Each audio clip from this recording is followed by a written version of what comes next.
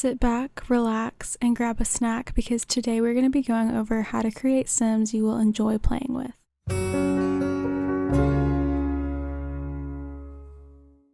So when you first open the game and you go and create a sim using the new game option, the first thing that you'll see instead of an actual sim standing here is a prompt to create a story. So just for video purposes, I'm gonna do this, honestly. So the short little quiz is gonna kind of give you an outline of how your sim's life is gonna be. It'll give traits, it'll even give a career sometimes, or most of the time I think it does give a career.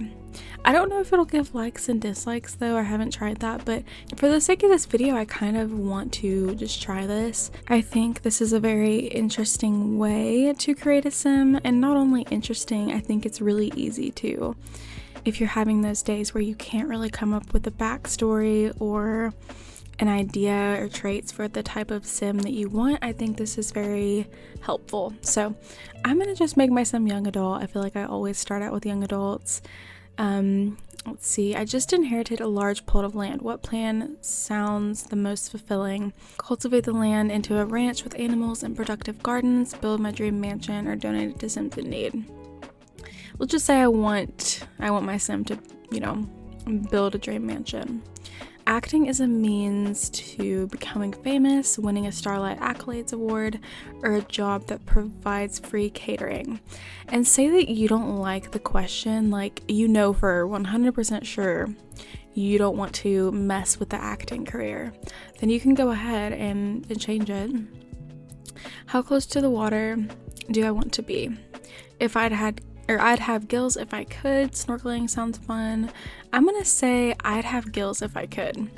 So as you can see over here, it already, from 2 questions, it already knows our sim's aspiration. The big game is tonight. What do I do? I don't care for sports. What kind of home do I want to live in? Let's say a big luxurious house. So it knows our sim's bonus trait. When watching TV, I most pay attention to, we'll just skip that question. How often do I visit the gym? That's not for me. I love horses. You lost me at horse. So it knows one of the traits already. Let's skip that one. The air quality in the neighborhood has gotten worse. What do I do? Stay indoors. What else? Oh, okay, we got a lag there, but oh, okay. So wow, okay, so I've never gotten to where it'll create an occult for me.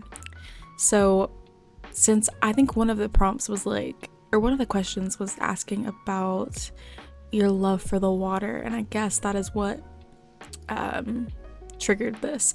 I don't know if I like that because, okay, yeah, even if I say I love water, I'd have gills if I could. That doesn't mean I need you to make my sim a mermaid. Like, I could just do that on my own if I want. But I mean, I think that is really cool. So my sim, or my mermaid, has the aspiration of wanting to own a mansion or a huge house. They're business savvy, they're gloomy, materialistic, and lazy. It's kind of funny. A lazy mermaid. And yeah, I don't think it gives any, I guess I can't even click on the likes and dislikes. That's really weird. Let's change back to human form though. If you click on this little extra tab right here, it says my story. So they're unemployed, but sometimes they will have careers given to them based on the questions. They have a skill in video gaming, and then they have a skill in Salvadorian culture, which I don't get how that has to do with the questions that we asked. Like, that doesn't really make sense to me. And then they have standard starting funds. So they can be poor when they start out, they can be rich when they start out, just, based on the questions that you asked. So that is one way to create a diverse sim. Like, obviously you can go in here and change anything about them that you want to. It doesn't have to be set to the default by any means, but you can't change any of these things, even the likes and dislikes, which I'm kind of confused on. And I kind of wish it would set some likes and dislikes. That would be kind of fun. But let's move on to how I create a sim from scratch, essentially. So this is a sim that I have just randomized, but now we have like full functional capabilities of traits and, you know, voice and whatever else we want to. But one thing that I like to use a lot and that a lot of people look over, I feel like, is the randomize feature. So let's say I don't like this sim at all. Like, I mean, I like this sim. There's nothing wrong with this sim, but let's just say I want like something easier to start out with, or just a good foundation, something that I can work with and something that looks better to me. I will just randomize it a couple times. Don't like that really. This is honestly probably like the best randomized sim I have ever seen. I'm telling you, I did not change anything. I literally just randomized him. Wow. To prove it, I will go back and show you guys. This was my previous sim, and then I literally just randomized it. And there's this sim. Wow. So yeah, I usually get sims that end up looking like this with pink hair, which nothing's wrong with pink hair, but this isn't it. So I'm blown away that this sim looks this good. I mean, sometimes you get lucky, but this is a good base to start out with, okay? And I am starting with a male, and that is because one of the reasons is because one of the things in this video that I'm going to tell you guys is you need to get out of your comfort zone when it comes to creating sims. That's like one of the main points of this video that I am trying to get across, is to step out of your comfort zone. And I usually don't make male sims. Like, I'm not that good at making male sims. So one thing that helps me a lot, and at this point I can't live without it, is having a lighting system or lighting mod in Create a Sim. And I don't know if you can even tell the difference on video now, but I can't live without it. I do need to like see, because I haven't looked at what the actual original Create a Sim looks like in so long, like without lighting, without skin, without a background. I haven't seen what it looks like in so long, but I need to do that and take like a before and after screenshot just to see the difference. But I feel like I just can't live without a lighting mod. But like I said, it's not necessary at all. You know, I feel like we lived without mods before. At one point there wasn't any lighting mods or any lighting or any skin details. I feel like we could do it. It's just once you have that, you don't want to go back. But anyways, I will put the lighting mod that I use down below. I can also put the background. It's just a very simple white background, and then it has reflection at the bottom. I don't know why, I just like this. I feel like I'm all high-tech and fancy with my Create a Sim background and my lighting. I don't know. And then I also use a default skin, which I will put down below. But like I said, it's not necessary. You can still really create sims that you like by kind of using or doing the things that I'm doing in this video. I'm gonna change his eyes a little bit though, because I love these default eyes. Well, they're not default. Now this first thing I'm gonna show you does help if you have this mod, and this mod is very, very easy to get. It's very, very small. Like, it's not, I mean, when I say small, I mean it's not heavy. Like, it's not small in terms of like the amount of stuff you get, but it's not heavy like a gameplay mod, if that makes sense. All CAS mods are pretty light on your computer, so if you're someone who can't really have mods because they just run down your computer, then I would recommend some CAS mods at least, because these really aren't that heavy. Anyways, I have more presets by 𝙪𝙬𝙧𝙩, I believe. I think that's how you pronounce it. I think it's the same person that made the More Columns mod, and that's another mod that I have, but that's not necessary at all. I just like it. But I have the more CAS presets mod, and this just makes it so I can have more diverse sims. Now, I don't usually click on a preset and I'm like, oh, I'm in love with that, like I'll keep that. I usually click on a preset and then kind of shape it to how I want. I just like having different options for bases to start with. You know, not all of these are super different. Like, if you can see the difference between these two, there's literally like an inch of a difference. But oh, that's a little bit scary. But it's just nice to have. Like, you have a sim here that has a more folded eyelid, or just like a downturned eyelid. I don't know how to even say that. Just a bigger eyelid. And then you have a sim who has, what's the term? I think there's like a term for when their eyelid is like in like that. I can't think of it right now, but basically the point is just creating diverse looking sims. So I'm gonna use, let's see, I'm gonna challenge myself and use something that I don't usually use. I am going to go for, I don't usually use these ones down at the bottom, but these are kind of looking scary. Let's see, because what I want to get out of this is a diverse looking sim. You might, you know, everyone has their own opinion again of like what a sim should look like, or what a diverse sim should look like. So my sim might not look like how you want it to look, but that's okay. Okay, I like these eyes and they kind of look diverse, but I am going to bring them out a little bit more. Oh, if I can. Why is it not letting me? Oh, because I have a slider. Okay, that's another thing, is like sliders, they definitely help create diverse. Oh, there we go. Okay, just gotta go into edit detail mode. Okay, so I wanted to kind of have the eyes go out a little bit more, maybe not all the way out, we'll just do like halfway. And then I wanted to make the eyes themselves, oh, come on. Okay, I wanted to make the eyes themselves a little bit smaller, like not, actually, how big can they get? No, that's too big. And it might not look the best right now, but it'll come together. And let's say I wanted to make the eyes smaller.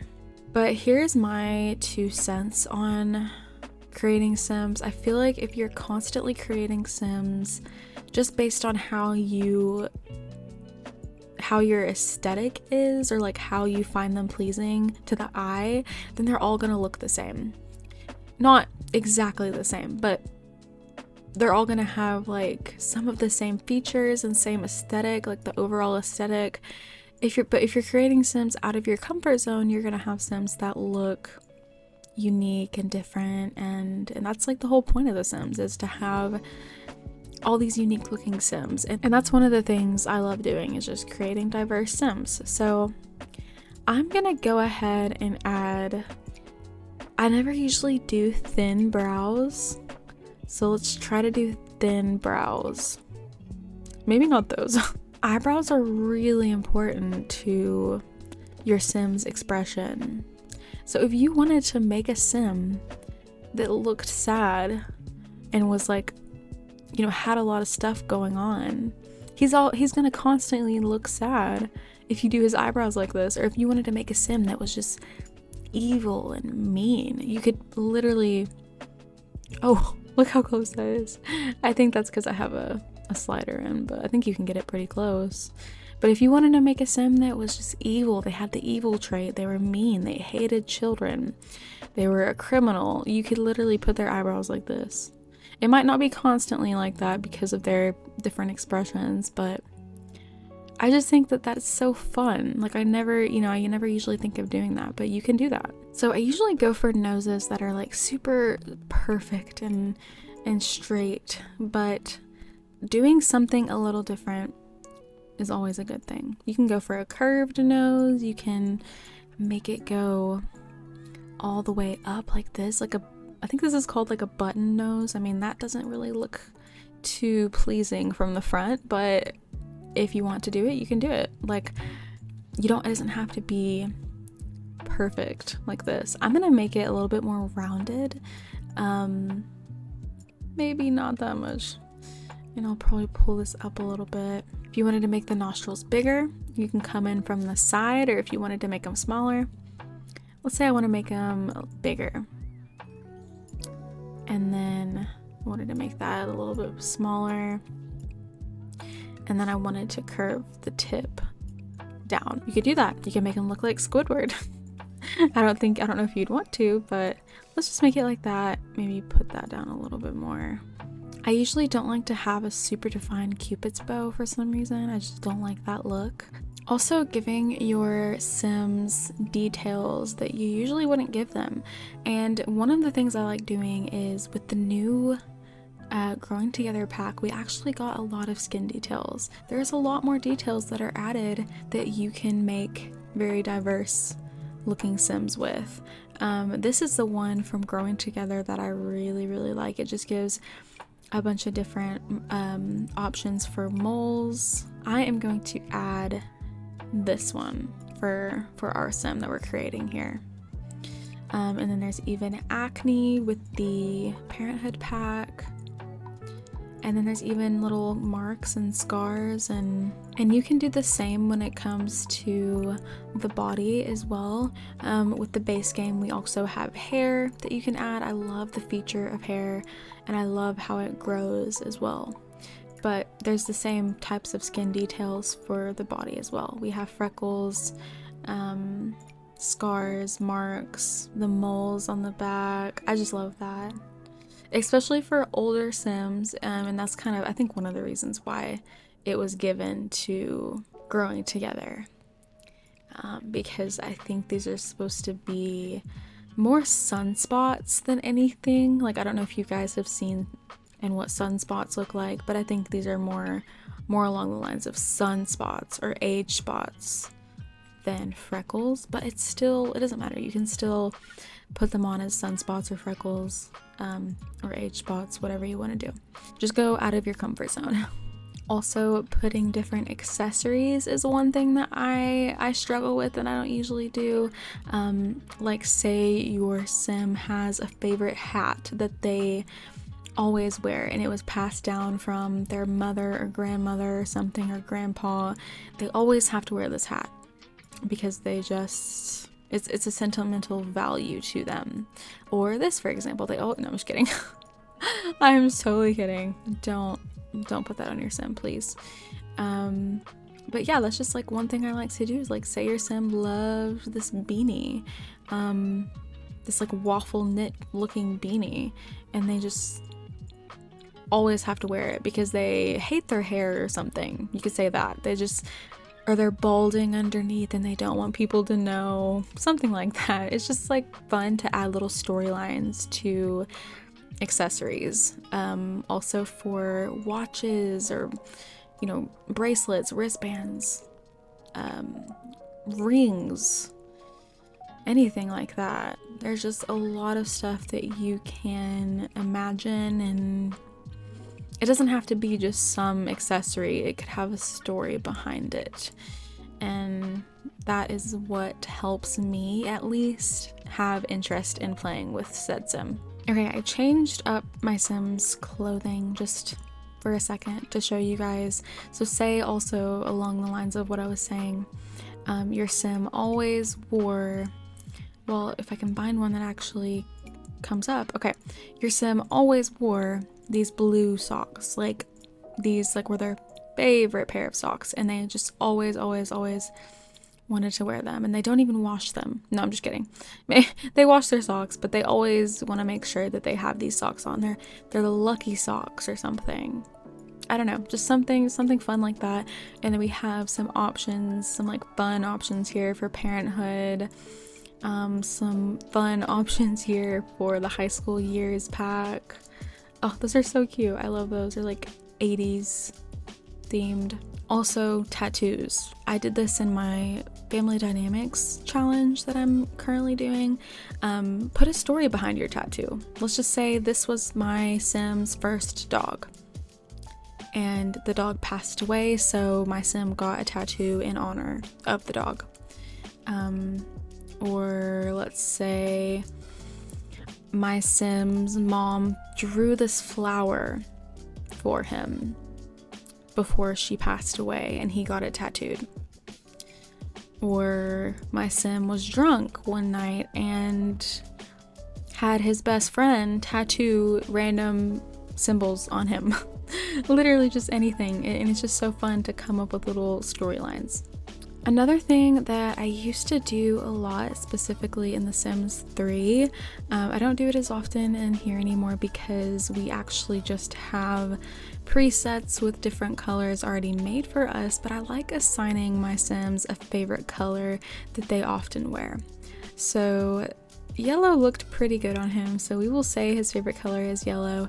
You can actually go in here and just click the colors tag and then the yellow tag, and it'll pull up everything that is yellow in the game. So the reason I don't do this as much in this game is because, like, yes, this is all, you know, mostly yellow stuff. That's not even yellow. I wouldn't consider that yellow. No.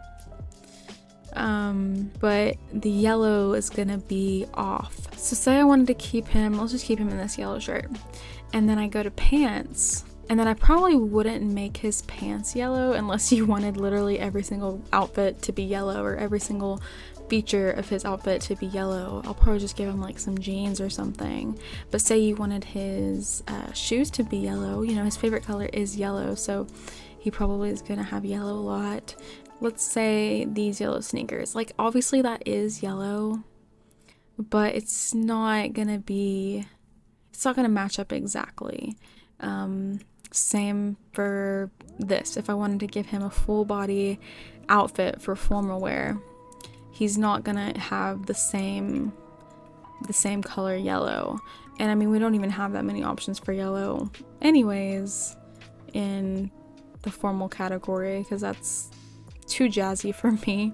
But the point is because in Sims 3 it was like I could literally make it the exact same yellow because we had to create a style tool, which I miss so much, but still, it's still the same concept. You can make their favorite color yellow and just give them a bunch of different yellow clothing. All right, so moving on to this section over here, I usually end up creating my sim first and then doing this last, because when I create a sim, I end up kind of getting a backstory just based on how I'm creating them, or you just kind of get a vibe from a sim based on what direction you go, if that makes sense.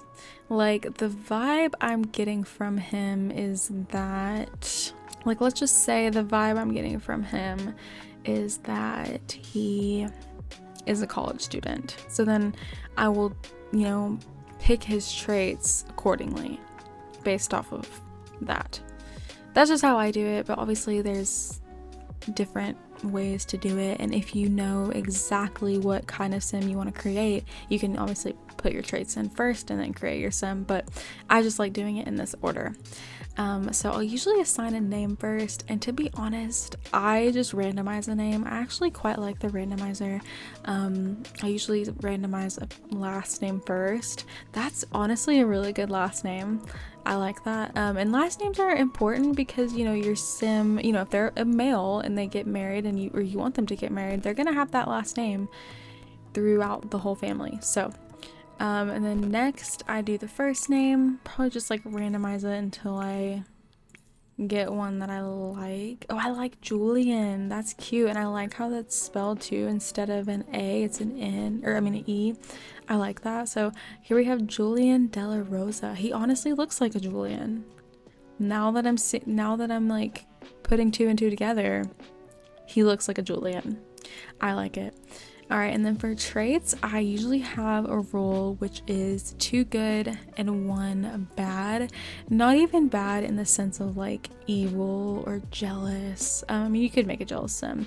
I usually never go with the evil. That's like, evil to me is like a lifestyle. But even like, let's see, even clumsy is a bad trait or a negative trait, because it's something that can cause a disturbance or just a little inconvenience for your sim. Or something like childish. Childish is not a bad trait, I'm not saying it is, but if you have an adult sim who is like in the political career or something and you put childish, that's going to be a little bit of a, you know, that's going to be considered one of their bad traits. If they are in the law career or in the political career and they are childish.